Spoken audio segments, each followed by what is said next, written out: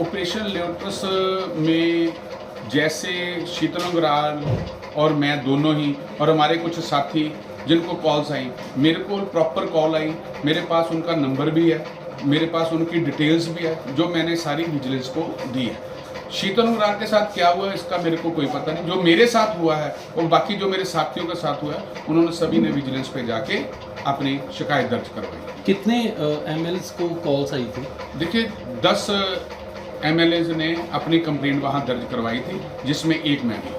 और बात की जाए तो शीतल अंगराल और आप, क्योंकि आप साथ में ही घूमते थे, एक ही गाड़ी में रहते थे, और जिस दौरान लोटस ऑपरेशन को लेकर चर्चा चली थी क्योंकि आप भी साथ में ही थे, तो उस समय शीतल अंगराल ने कहा था कि हमें जो लोटस ऑपरेशन के तहत 25 करोड़ रुपए की ऑफर आई थी, ठीक है। आज वो बीजेपी में शामिल हो गए। अब वो कह रहे हैं कि पार्टी ने उन पर दबाव डालकर ये बयानबाजी करवाई थी। देखिए उस पर दबाव डाला होगा, मेरे को कोई पता नहीं किसने डाला है सर?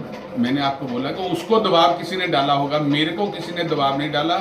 मेरे से जो सच्चाई थी मैंने वो कही है। देखिए पार्टी बदलने के बाद जो मर्जी कुछ कह ले, क्योंकि एक बहुत बड़ा आज का नारा चला है वॉशिंग पाउडर मोदी, जो मोदी की पार्टी में चले जाएगा वो साफ होकर बाहर निकलता है, ऐसी कोई बात नहीं है।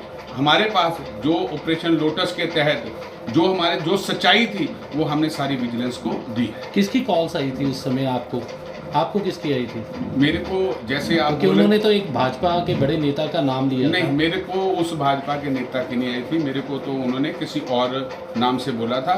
नंबर भी है, हर चीज़ रिकॉर्डिंग तक मैंने विजिलेंस को चंडीगढ़ में जमा करवा दी। भाजपा में जाने के बाद शीतल अंगराल अब एक और आरोप लगा रहे कि जो आम आदमी पार्टी थी जब वो विधायक थे उसमें, तो उनसे एक बयानबाजी अगर करवाई जाती थी या मीडिया में अगर कोई स्टेटमेंट देनी होती थी तो पार्टी के प्रेशराइज तय थी, तो क्योंकि उनको अगर ऊपर से कोई मैसेज आता था तभी वो कोई स्टेटमेंट दे पाते थे, नहीं तो अदरवाइज किसी को स्टेटमेंट देना मना था। इस बारे में मैं आपको कुछ नहीं कह सकता, क्योंकि शीतल अंगराल पार्टी के प्रवक्ता थे और प्रवक्ता का काम होता है कि मीडिया को अपने स्पष्टीकरण देना, इसलिए वो उनका पार्टी के साथ कैसा ताल्लुका था ऐसा मेरे को कुछ नहीं पता। बाकी ये मेरे को जरूर पता है कि पार्टी ऐसा कोई निर्देश नहीं देती, पार्टी जो सही बात होती है उसको जनता के सामने लाने का हमें कहती है। अब बात की जाए तो सुशील कुमार रिंकू आम आदमी पार्टी छोड़ भाजपा में चलेंगे, भाजपा ने टिकट भी अनाउंस कर दिया जलंधर में, तो अब आम आदमी पार्टी किसको चुनाव मैदान में जलंधर से उतारेगी? पार्टी जिसको भी उतारेगी, हमारा तो एक ही काम है उसको जिताना। वैसे भी पार्टी जिसको भी खड़ा करती है, पार्टी हमारे कैंडिडेट एक ही है जिसका नाम है झाड़ू। जो भी कैंडिडेट आएगा उस पर झाड़ू मोहर लगेगी ही लगेगी। देखिए पार्टी को एक तरह का झटका तो लगा है ना, क्योंकि दोनों, एक विधायक और एक एमपी, एक ही जो एमपी थे पार्टी के वो पार्टी छोड़ भाजपा में चले गए, तो अब कहीं ना कहीं उनको टिकट भी दे दी गई है। तो ऐसे में आम आदमी पार्टी का कोई चेहरा है? एक दो आदमियों के आने जाने से ना पार्टी ऊंची होती है ना नीची होती है। आम आदमी पार्टी को कोई फर्क नहीं है इनके बारे में। 13 की बात की है मुख्यमंत्री भगवंत मान ने, लेकिन जैसे राजनीति में बदलाव देखने को मिल रहा है, क्योंकि अभी जोड़ तोड़ की स्थिति चल रही है, नेता आ रहे हैं जा रहे हैं, अलग अलग पार्टियां चेंज हो रही है, तो 13 का जो उन्होंने बोला है हो पाएगा? बिल्कुल हो पाएगा जी। आम आदमी पार्टी के जो सिद्धांत हैं, जिसमें अच्छे हॉस्पिटल हैं, अच्छे स्कूल हैं, लोगों को अच्छी नौकरियां हैं, जो लोग भी सिद्धांत पे अड़े रहेंगे, जो लोग इन चीज़ों को चाहते हैं कि लोगों का भला कैसे किया जाए, केवल वही लोग आम आदमी पार्टी में रहेंगे। जो ये लोग चाहते हैं कि एक तानाशाह राज हो, वो लोग आम आदमी पार्टी को छोड़ के जाएंगे, क्योंकि आम आदमी पार्टी एक सिद्धांतों की पार्टी है। सिद्धांत के तहत जो लोगों के भले के काम हैं उन्हीं के उस करके ही जो लोग इन लोगों को पसंद करते हैं, केवल वही आम आदमी पार्टी में रहेंगे। दूसरी बात, आज तक भगवंत मान साहब ने जो कहा है वही हुआ है। जैसे उन्होंने कहा है कि जो चन्नी है वो 2 जगह से हारेगा, दोनों जगह से हार गए।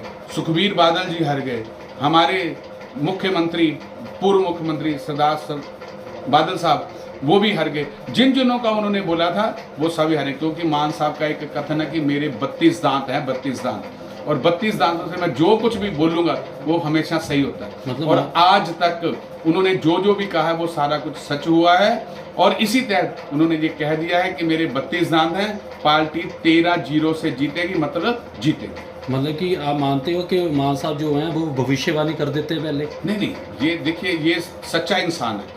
हमारे जो मुख्यमंत्री जी हैं सरदार भगवंत सिंह मान जी सच्चे इंसान हैं। आज तक एक पैसे की करप्शन का चार्ज उन पे नहीं है। जो लोगों के हित में है केवल वही काम करें। आज तक कभी आपने ये पार्टी देखी है कि उनकी पार्टी में रहते हुए किसी मंत्री को उतार दिया गया हो या किसी विधायक को उतार दिया गया हो?